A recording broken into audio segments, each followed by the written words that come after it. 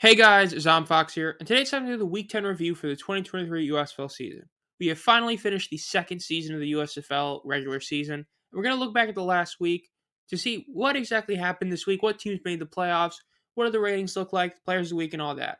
So without further ado, let's look at the scores. The Maulers ended up beating the Generals 26-6 in a winner-take-all, winner-go-home game for the playoffs.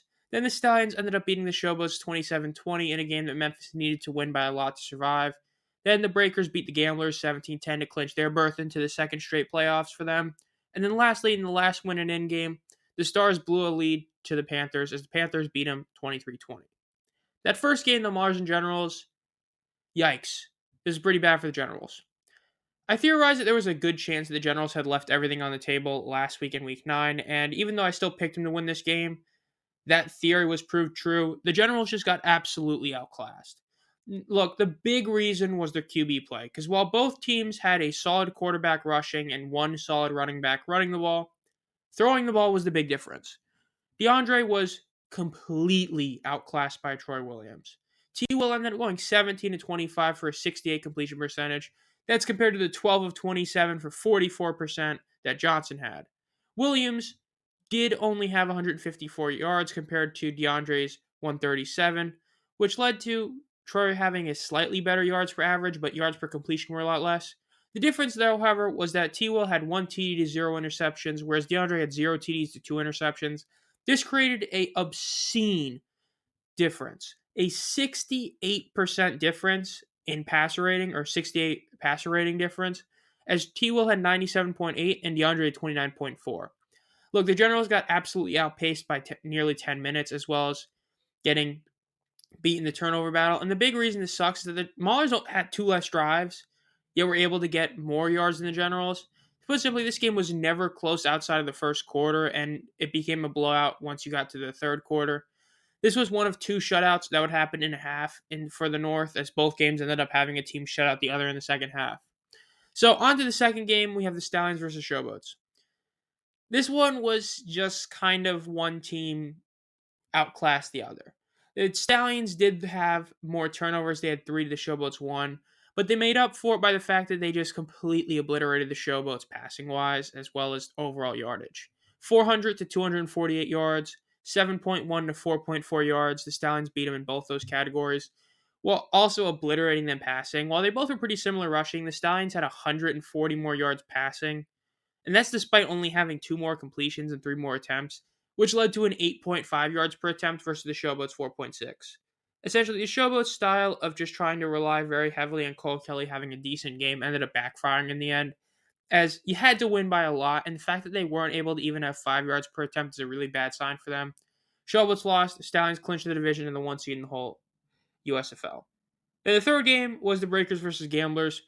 This game had a lot of tiebreakers that would have been implemented if the Gamblers had won, but they didn't. The reason is the Breakers shut them out in the first half, and then the Gamblers had to try and make a comeback in the second half, which didn't end up working. Again, this was another story of one team just had the better QB. Now, despite the fact that we had another West Hills disaster class of his 9 of 9 attempts for 20 yards, Mark Thompson had a great game, 19 attempts for 84 rushing yards on a 4.4 average with a touchdown. But the difference was that MBT had a better game. He had 4 better completion percentage. He did have 4 less yards, and he did have zero point 0.4 less yards per attempt, but he had 2 TDs to 0 interceptions. Kenji had 0 to 0 for better passer rating. Essentially, the Gamblers just weren't able to really punch in a lot of their drives in the end of the game and in the first half, whereas the Breakers were able to. This ended up being the difference maker, as the Breakers ended up beating them naturally and clinched their berth to the second straight playoffs for them. Then the last win and in game, Stars-Panthers. The Stars blew it. That's the simple way to put it. They really did. You know, Mike G made a comment on the Stars eliminated video that is really true. The Stars had multiple chances to easily win this game. And you want to know what the best way to view it is? The end of the third quarter, the last 2 drives they had resulted in a punt that got blocked, which ended up being a Michigan touchdown. Then their very next drive was a missed field goal. Not a blocked field goal. Luis Aguilar just kicked it 50-yarder short, and they lost. They obliterated the Panthers by 12 minutes in yards in time of possession. They beat them by 20 in plays. They beat them 0.6 in yards per play. They beat them in 130 yards. And you can't even blame turnovers on this because there weren't any, fumbles or interceptions. The Stars got shut out in the second half, and they had two huge gaffes in special teams that really cost them.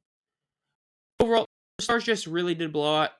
So they missed the playoffs, and I don't think really anyone's that upset because, finally the Stars' reign of terror in the USFL is over. But they really did blow this game as a huge loss for them. As for the players of the week, Offensive Player of the Week went to Alex McGough again. McGough is going to win MVP whenever that's announced. It might be announced, before this video releases or after I recorded it, or it might be released the next day. But McGough had another awesome game this week. 100 passer rating despite throwing an interception. He went 2 for 1 on TD to interception ratio. A 66.7 completion percentage, 22 of 33, for 280 yards, which is an 8.5 yards per attempt, while having another solid day running the ball with 7 attempts for 32 yards. That did have a 19 long, so, the average is a bit deceiving, but he still had another really solid game. No surprise he won Offensive Player of the Week. He definitely deserved it. Now we get to the ones which are not as deserved. Now, yes, as a Panthers fan, I love that Gidna got another Defensive Player of the Week. This is his fourth one. But simply put, he really didn't deserve it. The voters pretty much, or the Twitterverse, saw Frank Gidna and said, okay, we're going to vote for him. 12 tackles, 6 solos, and a pass deflection is solid, but Vontae Diggs had a much better game. And so this was very, very controversial, I would say. I don't think he really deserved it this week. I do think he deserves Defensive Player of the Year over Tizino, but we'll again see if he wins that award. Then Special Teams Player of the Week was Marcus Sims for the Panthers. This one I do agree with.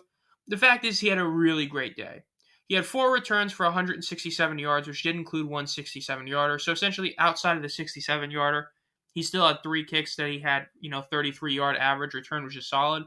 And he had the punt block that ended up getting returned for a touchdown.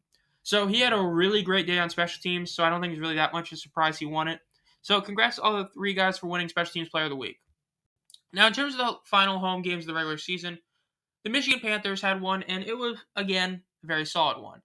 Just like it usually is, essentially the first half of the 100s across nearly the whole stadium are anywhere from halfway filled to fully filled. So they've been very consistent for the most part, even though the first week was a bit better. It was another, 10K plus game that they had this time. Very solid attendance. Not too surprising. The team seems to have this basically guaranteed every single time. I do think that next year they need to make sure they actually schedule it correct, though, and not have 4 straight games at one point. So it was overall pretty solid attendance. And then we have the Showboats. I forgot to, put the Showboats attendance, or the Memphis Express attendance, but it's like usual. They blew out the Memphis Expresses, barely 10,000 fans per game. They had, once again, an unbelievable crowd in attendance, and it's no surprise there was people there. This was a game that mattered, and they didn't, have the rain delay like they had the last time. So, another solid game. Memphis and Detroit have both basically been really great hubs and have actually been a lot better than Birmingham, in fact. Here's to hoping that next year we actually have every single team in their home stadium. I feel like they should. I mean, that's not really asking too much, so they better do that, but we'll see. So overall, Detroit and Memphis, very solid places to have games. A lot of people showed up to those games. Birmingham, not so much, but you know what? Maybe they, show up for the playoff game. We'll see. Then last is the TV ratings. Well, second to last is the TV ratings. So this week you had the Maulers versus Generals on USA get 240,000. The Stallions versus Showboats get 640,000. Then the Breakers and Gamblers get 170,000 on FS1, and then the primetime Stars vs. Panthers game on Fox at 710,000. This resulted in the 2 cable games having 0.1 ratings and 2 over-the-air having 0.4s. This is very much in line with last year. It really is. You basically had nearly identical FS1 numbers, and that's despite the fact that this FS1 time was at a worse slot than last year, so that's a good sign. The USA game was at nearly the exact same time slot as last year and had the same exact number.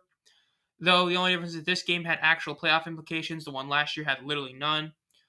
In fact, really none of those games last year had any playoff implications. So the fact that it was, even isn't the best sign, aside from the, FS1 game this year being at a better time or worse time. And then, of course, the TV ratings, very similar as well. But again, we already knew every team in the playoffs last year. This year, no. So when you compare it to the 2022 final week and the XFL final week, again, it's what you expect. The XFL had two games that were solid in ESPN's first game of the Guardians versus Battlehawks, which was supposed to be a big game, and then you had the Defenders Brahmas have really solid outing on ABC. But they did have the huge disappointment that was the second ESPN game of the Roughnecks versus Renegades. That was a big game for, well, it wasn't really a big game because the Brahmas lost, but that game only had 400,000, and considering the fact that ESPN is one of, if not the only cable network that literally is an over the air and overall, viewers, that was a huge disappointment for them. And then the ESPN2 game, you would have expected to do more. But overall, while I do think that this final week of the USFL was a disappointment, considering the fact that every single one of these games had playoff implications, the one good thing is that the USFL this year obliterated both the XFL and last year USFL in viewer retention across the season. If you go from week 1 to week 3 to week 6 to week 8 to week 10, they overall have very similar viewership, which is a good sign because it says that a lot of the viewers that started off in the season stayed. Now, the lack of really growth from last year is a big downfall. The fact is that we only had the 1 million viewer game, really, and that was the 2 million plus game that we had after the horse race. I'm blanking on the name. But aside from that one, there really wasn't any major game, which is a good sign in the fact that the XFL only had they had a lot of their overall viewership boosted by their ABC games. They had very few, so they were prestigious. But in terms of viewer retention overall, the USFL obliterated both last year's USFL and the XFL with it, so that's the one good thing. Then last is the playoffs. We do have the matchup set. We have the Maulers taking on the Panthers for the North Crown, and then we have the Stallions taking on the Breakers for the South Crown. So we have the two teams that missed last year in the North and the two teams that made it last year in the South. Both these games, well, the Panthers Maulers is going to be a really great defensive battle. I truly do feel that. The Breakers Stallions depends on what Breakers team shows up. If the Breakers team that's been showing up the past couple weeks, which is basically they're relying solely on MBT, they're going to get obliterated. But if the team comes in like they were the first couple weeks of the season, where they have an awesome run game, awesome pass game, awesome special teams game, we're going to see a really great game. Now, maybe we're able to see a game as good as the title game last year, but we don't know for sure, but we'll see. Overall, this has been Zomfox. If you enjoy this content, make sure to subscribe and hit the bell. We got a few more videos coming out before the end of the year, and then we're going to start the off-season content. So be on the lookout for that, and as always, have a great night.